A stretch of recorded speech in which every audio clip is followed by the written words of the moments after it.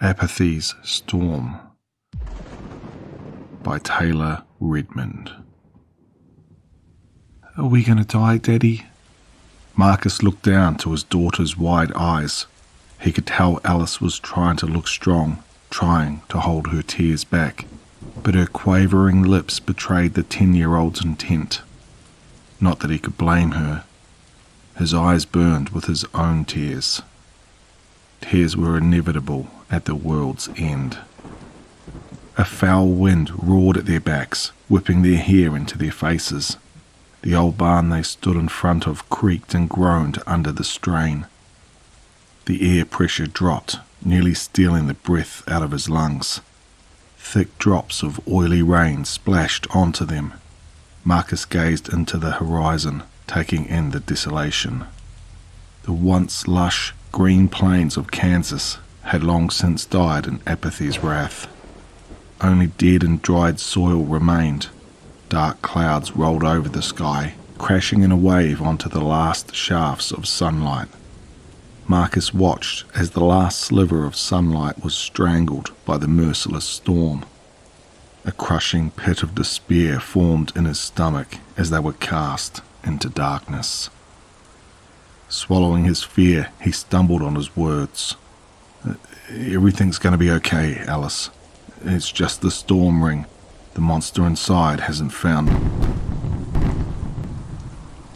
The ground trembled and shook beneath their feet. Marcus's heart sank to his stomach, a frigid wave of fear washing over him. No. Please, just move on, Apathy.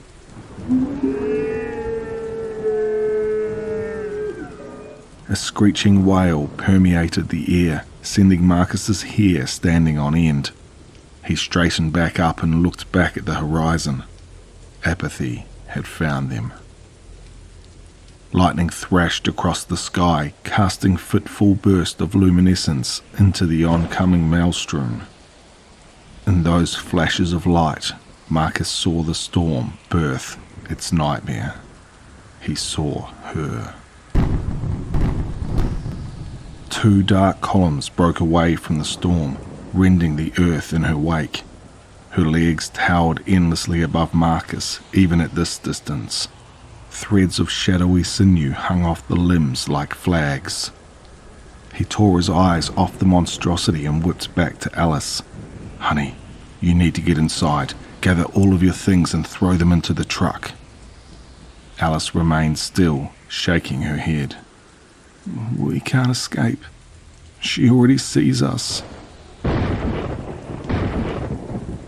The ground split into crevices all about them. The rain fell in cascades, creating grimy rivers that spilled into the cracks. Apathy's sobs filled their ears, blowing into the wind. Marcus's throat tightened as he realized his daughter was right. They were at the end of the road. Letting his arms go limp, he turned back around. Marcus kept his eyes on the ground, his neck prickled in her gaze. He knew she was looking at him. Yet, he couldn't bring himself to look at her. They hadn't locked eyes since he'd created her. Though it was barely 5 years ago, it felt like it had been ages. You're gonna kill us, Marcus. We've never tested this out at this scale before. Marcus squinted in the glaring sunlight at Aidan. A warm breeze fanned the scent of concrete and water into his nostrils. He leaned on the railing as he pondered his next words. He'd always seen pictures of the Hoover Dam before, but seeing it in person never ceased to amaze him. The endless sea of concrete stretched out before him, almost as if threatening to swallow him whole. Thick wires spanned the length of the dam. At the top, gigantic generators hummed in anticipation. At the bottom of the dam rested a hulking frame of machinery. Marcus admired his life's work. Conduits ran along its length with gigantic turbines sprouted like trees from the foundation. A towering Tesla coil stood at the center, primed and ready to save humanity. He exhaled a long breath to calm his excitement before turning around to Aidan. The dark-haired scientist stood with his arms crossed in front of the button that started the generator, as if blocking the passage of Thermopylae. Marcus ran a hand through his hair. "Look, Aiden, it's going to be fine. Every other test we've ran has gone perfectly according to plan. The carbon dioxide flows in, we contain it. It's that simple. Same as last time, only bigger. That's it." Aiden shook his head. "That last experiment worked, but there were radio waves detected during. I had the guys at the lab analyze it, and Marcus, those were the same wavelengths as brainwaves. I really think we need to conduct the same experiment with a focus on the collective consciousness theory. Please, Marcus, help me convince the general." Marcus waved a dismissive hand. "That theory is nothing but pseudoscience. You really think that a bundle of carbon was, what, alive?" Aiden broke his gaze away. "No, I don't know. I've looked into the theory a bit on the way here. Our thoughts exist on a wavelength. For the most part, they are imperceptible, unable to interact. But if enough is condensed and coalesced into one location, Marcus, I know what I saw back there." Marcus put a hand on his friend's shoulder. "You know it's not up to me. There's no other choice. What are we going to do, huh? We couldn't even get people to use paper straws. And that was the easy part. You think we should, what? Go to each corporation and ask them nicely to reduce emissions? No. We need to end this in one shot." The double doors behind the generator sprang open. Marcus and Aiden smoothed their lab coats as General Curtis strode towards them. His piercing blue eyes started from the pair of scientists to the vast sea of wires spanning the dam. Marcus muttered under his breath to Aiden, "Those brainwaves, did they decipher what it thought?" Aiden whispered back, "The waves were synonymous with grief and sadness."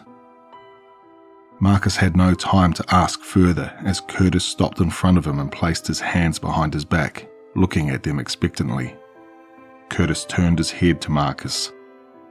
"Well, gentlemen, it's finally time, isn't it? We haven't funded a project this ambitious since the Manhattan Project. If you wouldn't mind, could you give me one more rundown on how this will work?" Marcus clapped his hands in enthusiasm. "Of course, General. As you know, climate change is the largest threat to humanity. Our children deserve a brighter tomorrow, but we shouldn't have to sacrifice the economy we built for them. And we don't.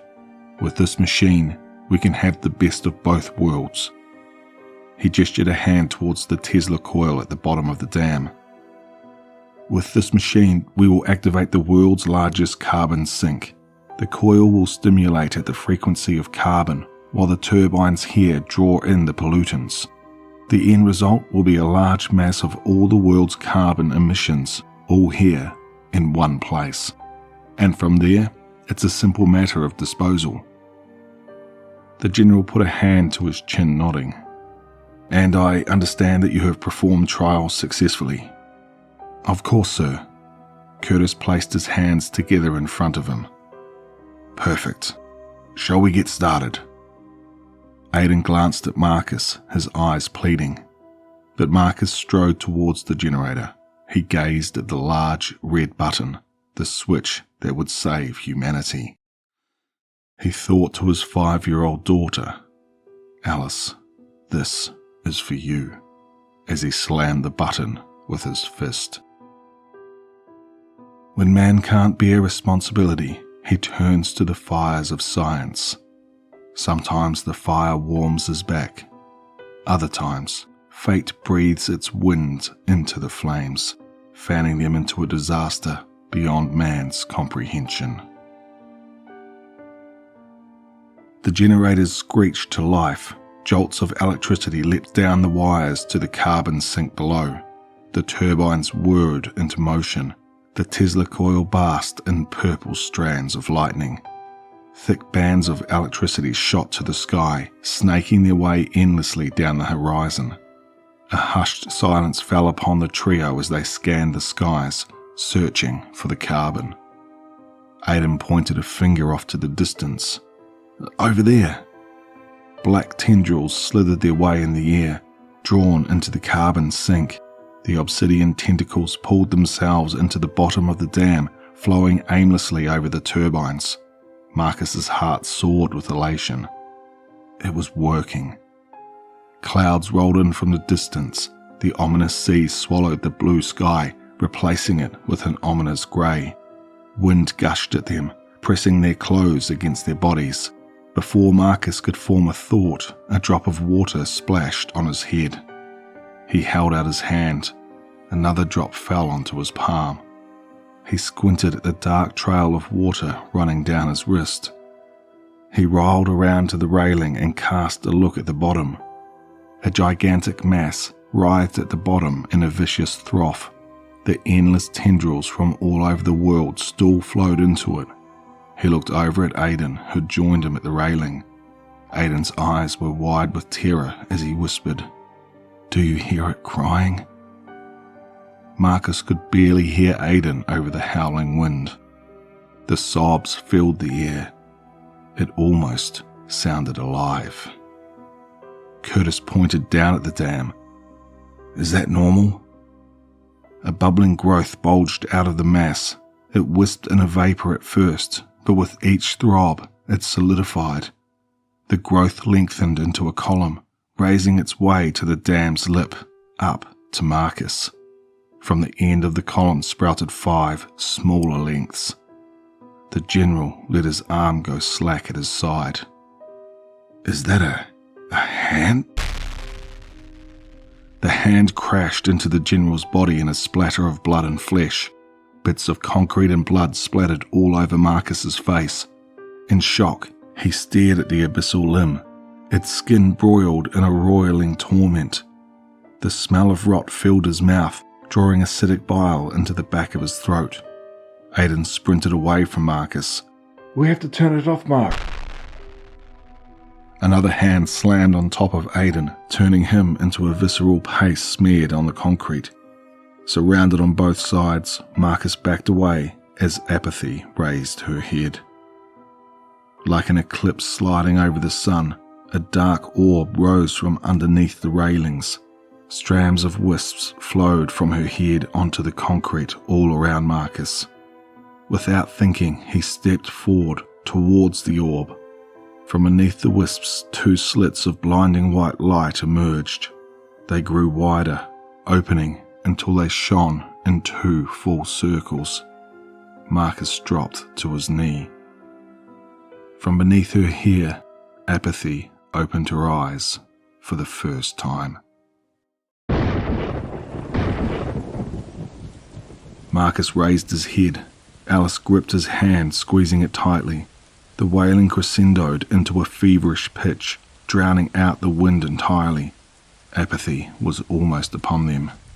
Her legs attached into a long and spindly torso. Jagged ribs jutted out in random intervals, oozing out thick goo onto the barren landscape. Apathy's sunken arm rose up to her head, covering her face. Her mouth hung open in a gaping maw. Her eyes were covered behind her fingers. He knelt down in front of Alice, gripping each of her shoulders. "Listen, baby. The monster is after me. You go into the cellar, while I—" Alice cut him off with the simple truth. "The world's dead, Daddy. There's nothing left." Marcus stared into her round face, his heart sinking into a whirlpool of despair. Tears spilled out of his eyes as he gazed at the last remaining person on the desolate planet. He wept for the generation he'd utterly failed.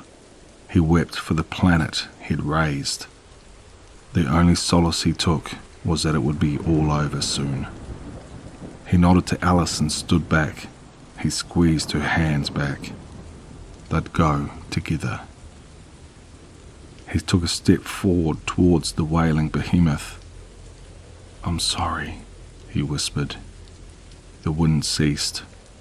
The rain stopped. The giant stood still. Marcus's heart hammered in his throat as Apathy spread her fingers open. The two glowing orbs peered from within, right at Marcus and Alice. His skin tingled in a gaze. He tensed his body, ready for her to smash them into a paste, like she did to everyone else. Marcus didn't know how long they stared at one another. Suddenly, the winds picked back up, even louder than before. The rain poured in buckets over them. Marcus smelled the tingle of electricity before. A blinding bolt seared at Marcus's side. He heard a body crumple beside him. Blinking away the strobing imprint from his eyes, he looked down and saw Alice's lifeless body sprawled on the ground. He dropped to his knees, scooping her corpse into his trembling hands.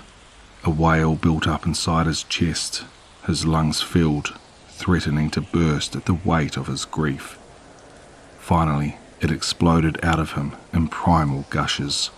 His throat tore raw from his anguish, but still he roared, thankful only that his misery would be short-lived. The rain lessened. The wind died down.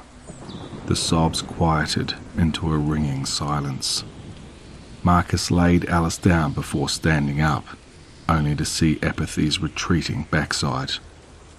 No, kill me. Hey, he howled at her. Kill me. But Marcus would not be granted with that mercy. Apathy vanished from the horizon, taking her storm with her. The rain stopped. The wind quelled. The cry disappeared. The last man on earth crumbled into the grimy mud. Just as he had birthed her into this world, Apathy ensured they'd wallow in the same torment. I just want to thank Taylor Redmond, aka ButstheSlackGordsman, for allowing me to narrate that story. If you liked what you heard here, head over to their Reddit page and show them some love. I'll leave a link for the original story in the description below. If you're new here, please consider subscribing, and as always, stay tuned for one more nightmare.